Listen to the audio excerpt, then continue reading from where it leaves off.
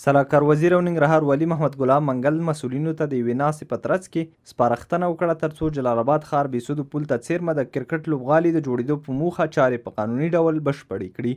دغه ناسته چې د ولایت په مقام کې جوړه شوې وه، پکې د جلال آباد ښاروال، ښار جوړونې رئیس او د کرکټ بورډ ادارې استازو ترڅنګ یو شمېر نورو ګډون کړی و. سلاکار وزیر او ننګرهار والي محمد ګلاب منګل جلال آباد ښاروال ته لارښوونه وکړه چې د بېسودو پل ته څیرمه د لوبغالي لپاره په نښه شوې ځمکه د نقشې د بدلون په موخه قانوني مراحل د ښار جوړونې ادارې سره شریک کړي. هغه همداراز د ښار جوړونې رئیس ته سپارښتنه وکړه چې د یادې سیمې د نقشې د بدلون په موخه